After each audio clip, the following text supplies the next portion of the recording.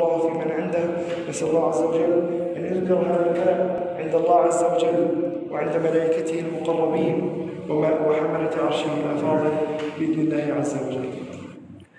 Setelah mengucapkan salam, membaca hamdalah dan sholawat, sekali lagi tamu kita dari Palestina, Sayyid Umar Khalid Abdullah, mengucapkan segala puji kepada Allah atas nikmat Islam yang telah membuat kita bisa berkumpul di masjid ini.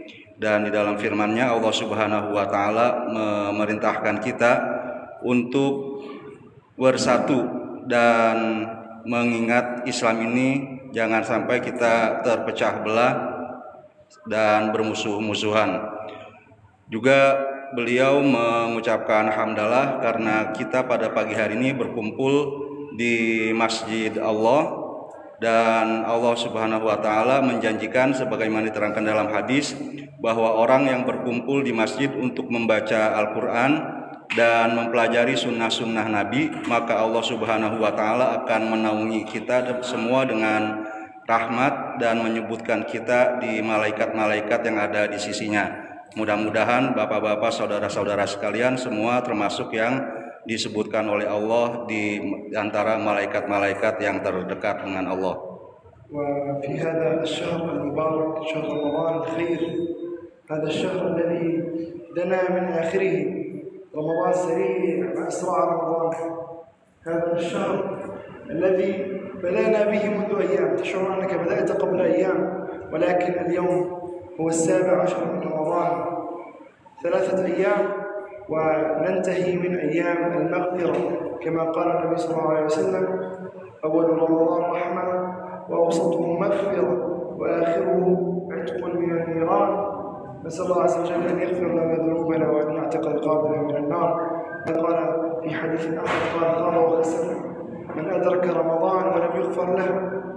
نسأل الله عز وجل أن يغفر لنا ذنوبنا وأن نكون من الذين خابوا وخسروا ولم يدركوا رمضان. Kita sekarang berada di bulan Ramadan yang berlalu dengan sangat cepat.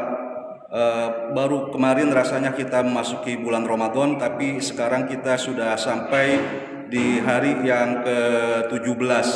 Tinggal 3 hari lagi maka akan berlalulah hari-hari yang disebut sebagai hari-hari maghfirah atau ampunan dari Allah Subhanahu wa taala. Mudah-mudahan kita semua termasuk orang-orang yang diampuni oleh Allah dosa-dosanya, karena sebagaimana diterangkan di dalam hadis, alangkah celaka dan kecewanya orang-orang yang mendapatkan bulan Ramadan lalu keluar darinya dan dosa-dosanya belum diampuni oleh Allah. في هذه الأيام المباركة التي الله عز وجل حثنا على الإكثار من الأعمال الصالحة والقربات إلى الله عز وجل، أتينا هنا حتى نتحدث عن فلسطين علها تكون وأهلها من أعمالكم الصالحة التي تخلصون إلى الله عز وجل بها. فلسطين هذه الأرض المباركة التي فيها المسجد الأقصى المبارك، مسر نبيكم ومعراجه إلى السماوات العلى. ماذا قال الله عز وجل في سورة الإسراء بعد أعوذ بالله من الشيطان الرجيم؟ بسم الله الرحمن الرحيم: سبحان الذي أسرى بعبده ليلا من المسجد الحرام إلى المسجد الأقصى الذي باركنا حوله لنريه من آياتنا إنه هو السميع البصير.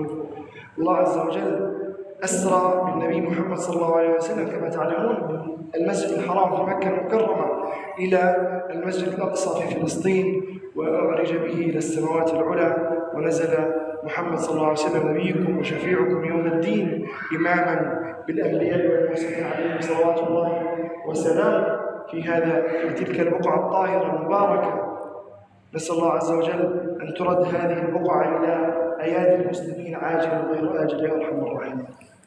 Pada bulan Ramadan ini, saat Allah Subhanahu wa taala memerintahkan kita untuk memperbanyak kebaikan, saya akan berbicara kepada saudara-saudara semua tentang Gaza, tentang Palestina, yang sebagaimana Anda ketahui merupakan tempat tujuan dari Isra Nabi Muhammad Shallallahu Alaihi Wasallam, yang dari situ beliau dimi'rajkan ke langit yang tertinggi, sebagaimana diterangkan pada surah Al-Isra. Maha suci Allah yang telah memperjalankan nabinya, hambanya, dari Masjidil Haram di Mekah ke Masjidil Aqsa di Palestina, sebuah wilayah yang penuh berkah, yang menjadi tempat untuk memperlihatkan tanda-tanda kebesaran Allah Subhanahu wa Ta'ala.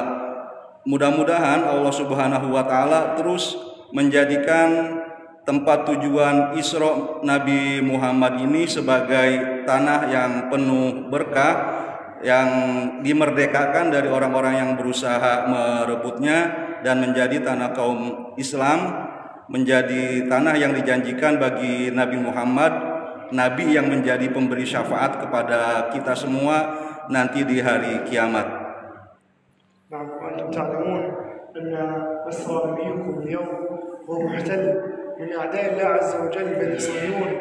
هؤلاء بني صهيون قتلة الأنبياء الذين ما بعث الله عز وجل فيهم من نبي إلا وقاتلوه وحاربوه.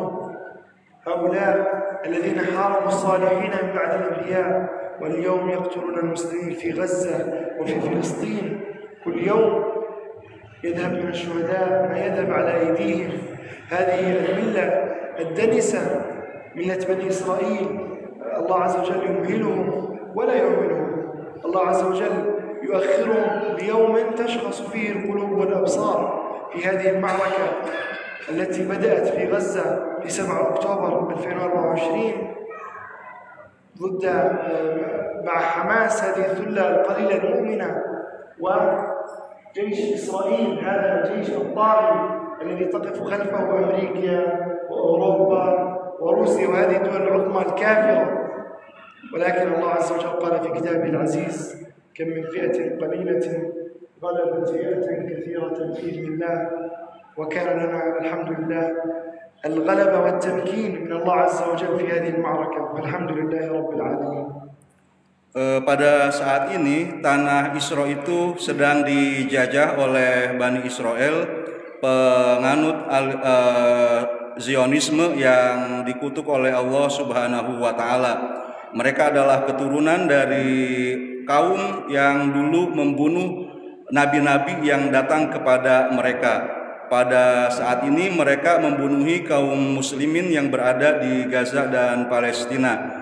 Dan sebagaimana Anda ketahui, sejak tanggal 7 Oktober 2024 terjadi peperangan yang terakhir, di mana Palestina dengan diwakili oleh Hamas sebagai tentara yang jumlahnya sangat sedikit dengan persenjataan juga yang sangat terbatas, melawan Israel yang didukung oleh Amerika dan Eropa dengan persenjataan dan dana yang terus dikucurkan. Akan tetapi alhamdulillah dengan segala anugerah dari Allah, Allah Subhanahu wa Ta'ala memberikan kemenangan dan keberhasilan kepada pasukan yang sangat kecil ini, sebagaimana yang dijanjikan oleh Allah Subhanahu wa Ta'ala di dalam Al-Qur'an.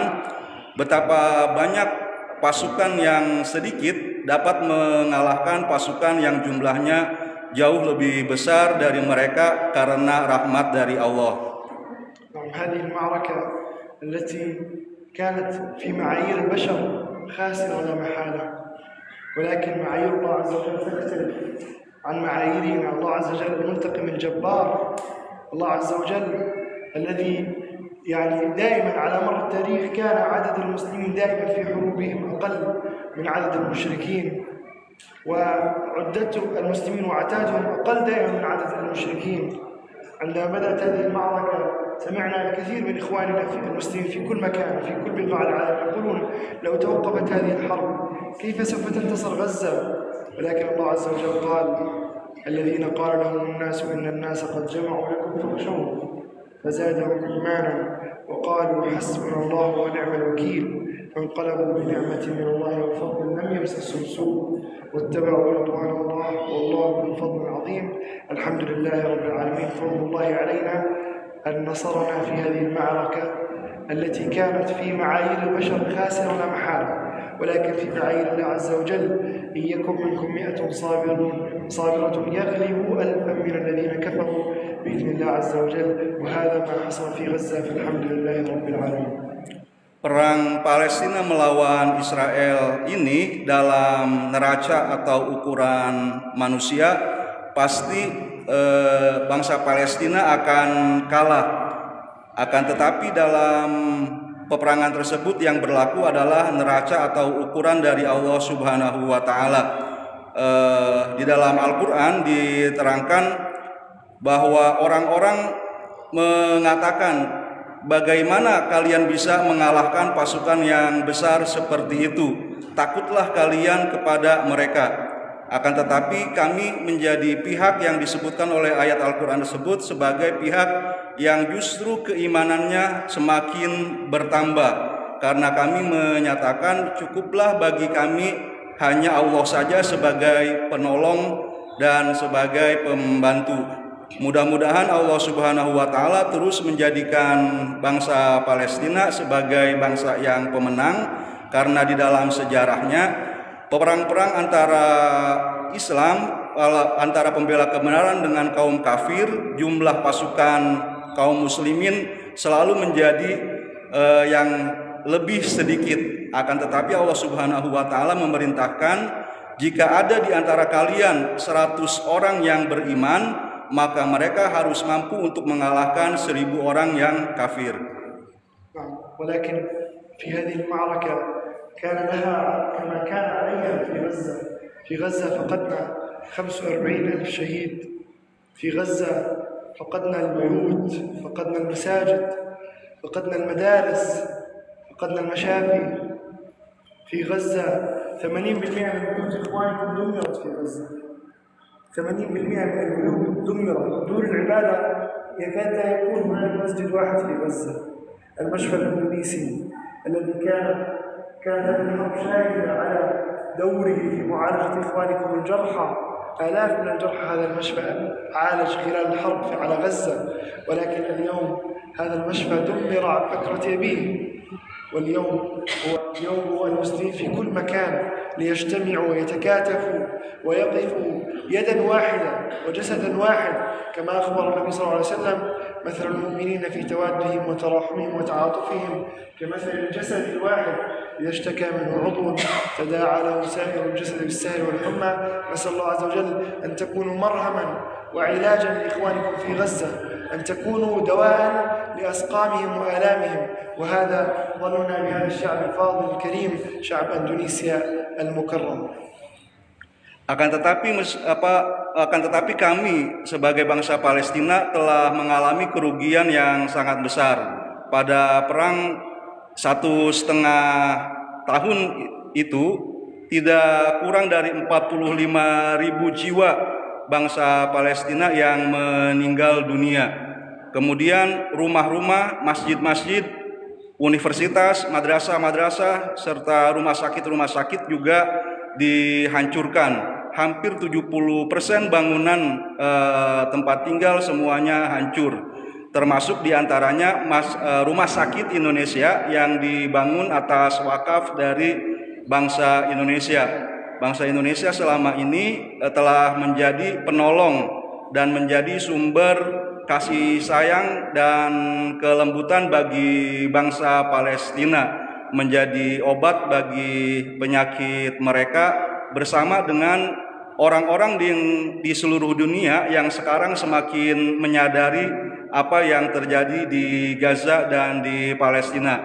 Mudah-mudahan Anda semua bangsa Indonesia terus menjadi obat dan penenang bagi perjuangan bangsa Palestina.